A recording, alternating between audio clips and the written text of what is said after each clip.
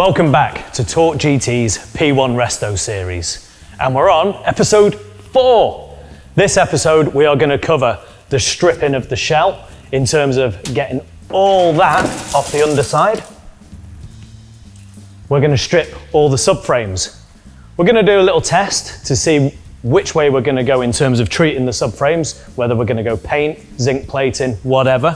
As you can see, we've had the experts in, they have cut the windows out.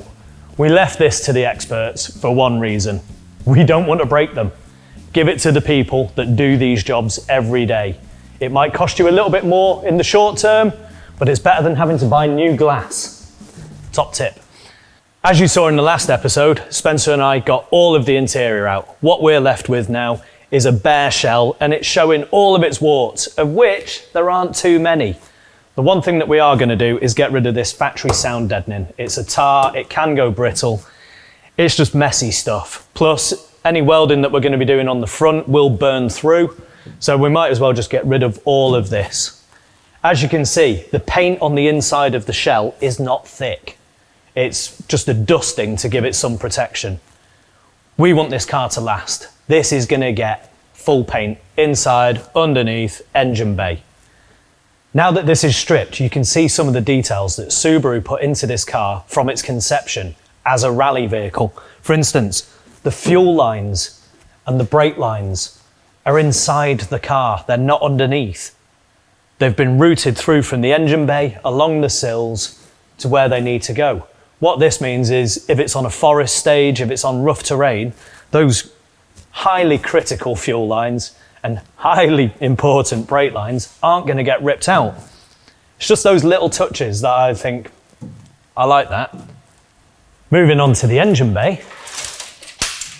Again, like the interior, like the underside, the paint has not gone on that thickly from the factory. So what we're going to do is take all this back to bare metal, just get rid of any of the flash rust. There is no major corrosion in here. So this will literally be bare metal it, etch prime it, paint it, lacquer it, get it looking as gleaming underneath the bonnet as it will be on the top of the car. Going to the underside, you can now see easily what we're left with. We've covered this in previous episodes. There's some rot on the cross members here where they join. This will be cut out.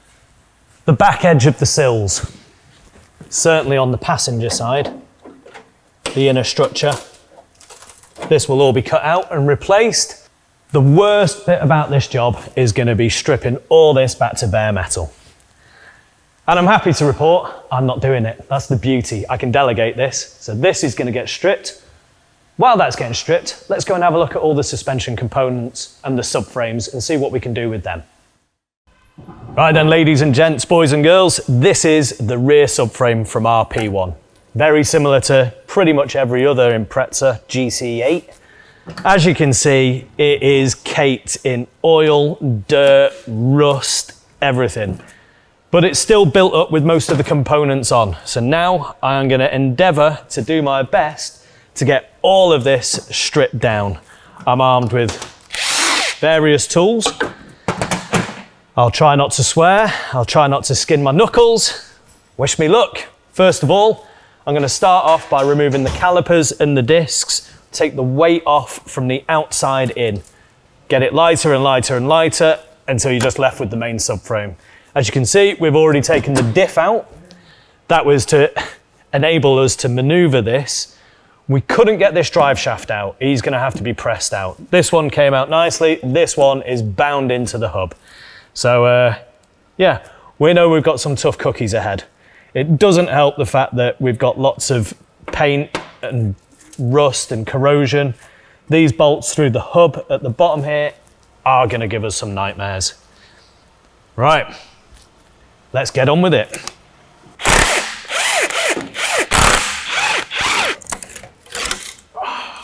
Put those bolts back in.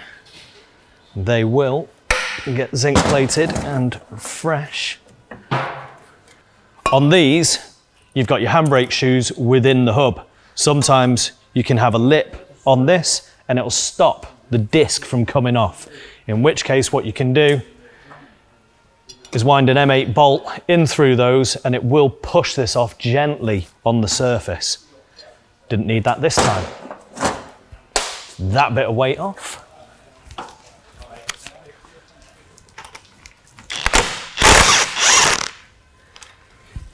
And you can just see how nasty everything is around here.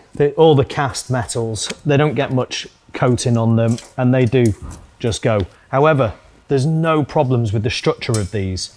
This metal flake will all come off. We can get those looking new again. Again, the brake calipers will be refurbished. New seals, all this all cleaned off. New dust seals on the inside, new pistons. This one won't come off as easily, so oh, he's definitely on the lip. Might need to adjust the handle. No, he's still binding, so.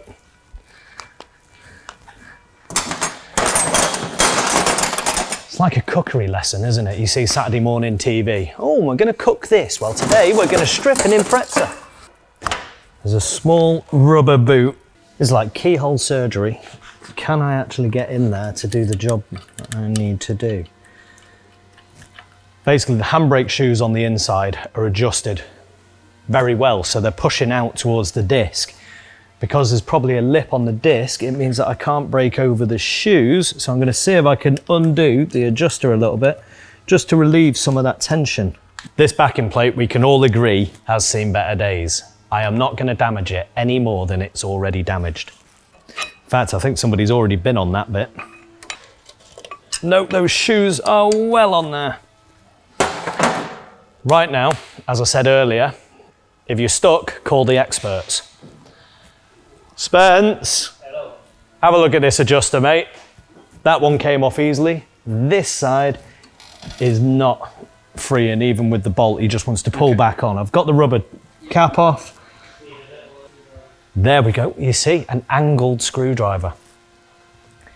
Speak to the people that have done this far more often than I have. How many Imprezas have I stripped? None. Ah, there we go. Can you get it? I could see the tooth, but I couldn't get into it with that. With that. It's a little wheel that needs just freeing off. He's going, he's off. Ta-da! Thank you very much, Spence. What the hell is that? Something come out? There's some bodged bit of welding. Oh. It almost looks like a weight, like a balance weight. Yeah, but from where? From the back of the drum. it's a terrible bit of welding. Whatever it is well dodgy. Yeah, because there's nothing normally in there. No. We have an anomaly. Anomaly. Not an enemy. No. Right. Okay, that's fair enough. Oh. Yeah, these backing plates are, they'll be replaced. Cheers for that, Spence. Much appreciated. Keep your workplace tidy, recycle. Some pliers, please, Spence.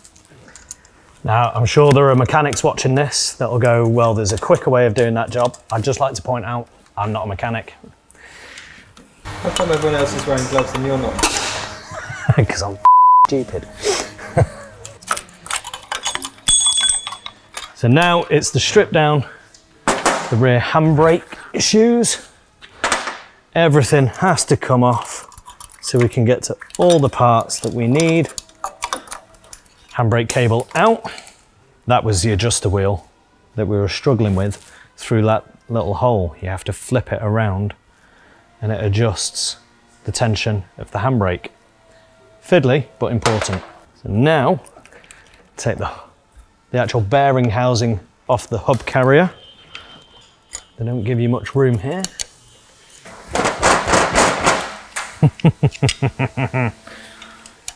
Got to get the ring spanner on, but we have nothing to lever against. There we go. You got all the dirt on top of the head. You haven't got any room to get anything other than a ring spanner in there. That one's free. There's 4 of these bolts. So in a minute, I'll flip it over and I'll get to those 2 on the bottom. They're a very fine thread. There's not much access to actually get a proper tool in. Ideally, I'd like to use a ratchet tool because therefore I could just put it on and I could just wind it off. However, I can't actually get the ratchet tool on the bolt of the head, whereas that one, I can. Whilst I battle with this and skin my knuckles and swear, why don't you guys spend 2 minutes checking out this absolute beast? Fresh from Japan this week is a real rarity, a true oddity, the Mitsubishi Pajero Evolution. A short wheelbase 4x4. Underneath the bonnet, that huge bulging bonnet, is a 3.5 litre V6 with 24 valves, 4 cams and 276 horsepower. Now, to most people, this vehicle doesn't mean much, but to those in the know, they spot everything. They spot the wider arches, the huge bonnet bulge, the Batman ear spoilers, and then you look a bit closer, there's carbon fibre trim. There's a Recaro driver's seat and a Recaro passenger seat. This is not your normal agricultural 4x4. This is a true homologation model. Mitsubishi wanted to go rallying with the Paris-Dakar Rally Raid series, and this was the vehicle that they built. In fact, it won more than any other manufacturer vehicle throughout its time racing. Torque GT have sourced this for a long-standing customer, a customer who already owns Mitsubishi rally cars. So, guess what he's going to tow his Mitsubishi rally cars with? That's right, a Mitsubishi rally car. He's a total boss. Now, I may not be a mechanic, but I do know that when you're taking something apart like this or rebuilding or whatever, a simple job is literally a stripped thread or a seized bolt or a snapped bolt away from being a multiple day ordeal. Just be prepared for that. And as the meme says, if you see somebody opening up their tap and die set, just walk out the room. They're not having a good day. If you need to rethread something, something has gone wrong. Or that's just the way old cars are. Flaky, crusty. Oh, right. I want a mallet. Mallet. To try and free this off there. Yeah, those 4 bolts are out now. Okay. The only thing that's left in is the ABS sensor, but he's attached to the backing plate anyway. Yeah. I thought it was that. It doesn't come off because the hub's part of that. Is he actually seized in? You got to press. You got to press that one out before that. And you can get that off, yeah. Ah, so first of all, it's getting that jobby off, and then you can press that one out. So we can get the because he's seized into out, yeah. But they're held in by some funky. There's a little clip there, isn't there? He didn't even move at all on that. No, go for it. Seized in there. Sweepstake. Move, not move, snap. Just bounce. It'll just bounce. Bounce, yeah, okay. On that one, didn't we? Let's just push that on the bottom there. You got that weight? There we go. Now move that in. Close. Wow. Way! If I was a gambler, Victory! I lost big Yeah, time. yeah. I've had bolts like that that take days. This is actually pretty good. Yeah. They're not bad actually, but again, Well, yeah, it's not replace. Right. Thank you very much. Round 2, on to the other side. So what I got wrong there was the sequence. Normally, you would push this out, then undo those 4 bolts, and then you can take that off. So it's no biggie. I'll just put I'll put one back in finger tight, and then we can get this on the press and press that out. But that's it, it's a 20 odd year old car. The rubbers, the bearings, the brake seals, they're perishable. They're not designed to last forever. Catch the pieces, catch the pieces, catch the pieces.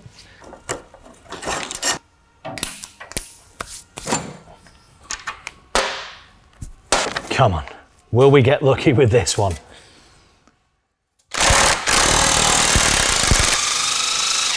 Looking good, looking good. Bit of pressure on that end. Perfect. Top tip, use a C-spanner and get underneath the head of the bolt. Allows you to pull it out. Ta-da! So now, with most of the weight off, the weight is in the hubs, the calipers, the brakes, everything. This is actually fairly light now. We've got these 4 arms to take off, a couple of differential bushes to strip out, and then this is ready to be stripped. So what have we got left? Some lovely plastic caps. Ta-da! Look how shiny that is. Ew. We want all of our bolts when this car goes back together looking like that. Start freeing them.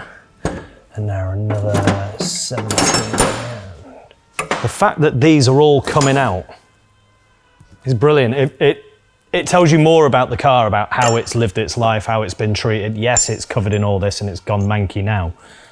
But the fact that these bolts haven't seized in just makes life so much easier. Try and break the seal of this first. That's a cam bolt washer. There's no other cam bolt. Dropped out. There we go. And that there is one strip subframe. Now to put all this away. Japanese cars, 12mm, 14mm, 17mm, generally. Some 19s, some 22s, a couple of 10mm. They are all the socket spanners that you'll pretty much need. Earlier, I said every job is a stripped bolt, snap thread, whatever, away from being an ordeal. This might be one of them. Going good. And there we go. So what we've done is we've hammered a smaller socket over the old rusty head, and that's allowed it to grip and come off. And now, the ABS sensor needs to prise out of there, doesn't it? It's just that under there. I've got a little thin one. Bit of rocking backwards and forwards. He is free now. I've just tapped him the other way. Pushing it through from the underside. Yep, there we go. I never thought that was going to happen. There we go. Seasoned mechanic, he never thought that was going to happen. Like they thought the bolts weren't going to come out, but they did.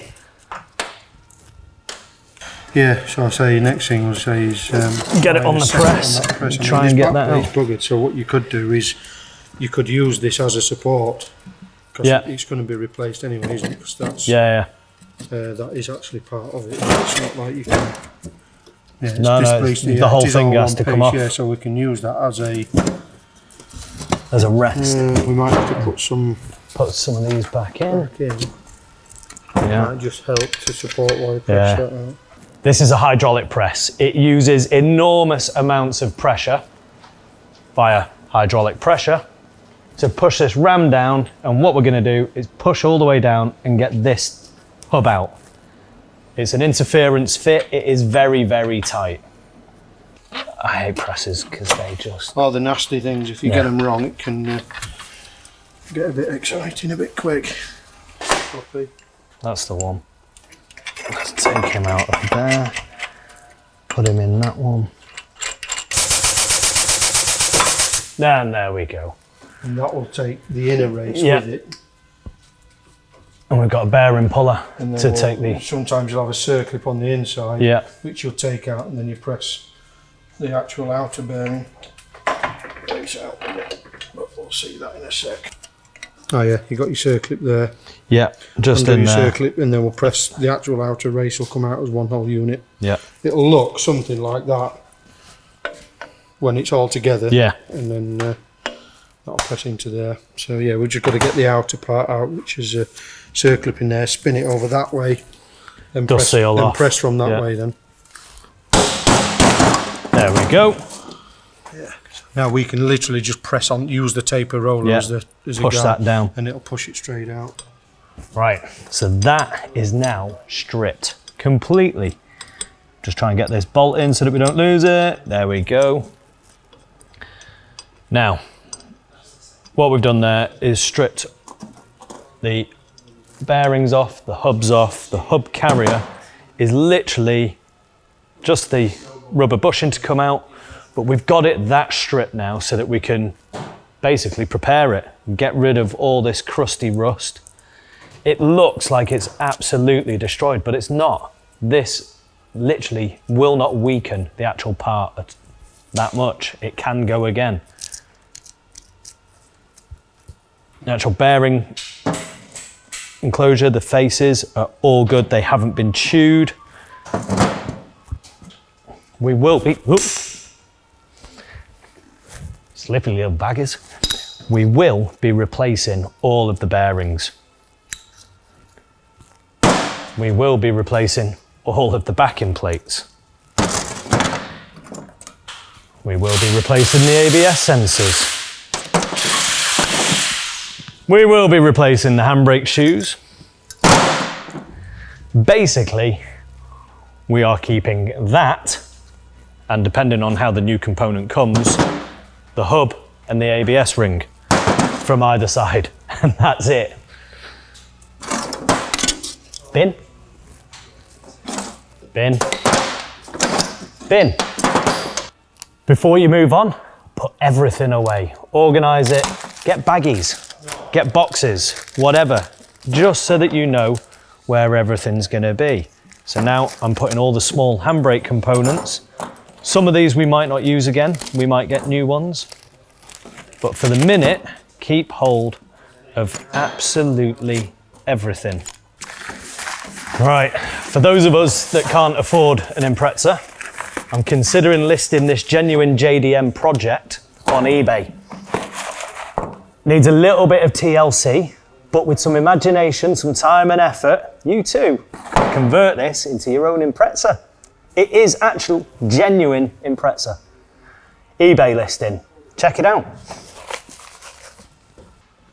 Now that the subframe's stripped and all the hubs are off, the next part of the suspension we're going to be refreshing will be the shock absorbers and the springs. As you can see, these have seen better days. We're going to have to speak to our resident parts guru, Josh, and he will track down the right parts for the P1. Hopefully we can still get the factory spec. Believe these might be made by KYB, but he is the guru. Guru Josh. Guru Josh. He was a DJ, Infinity, great tune. Look it up.